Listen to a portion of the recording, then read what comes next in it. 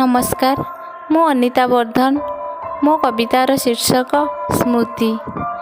स्मृति से तो अपासुरा अभूला अनुभूति, स्मृति से तो अपासुरा अभूला अनुभूति, भावना रे आसे से तो दिवा बा राति।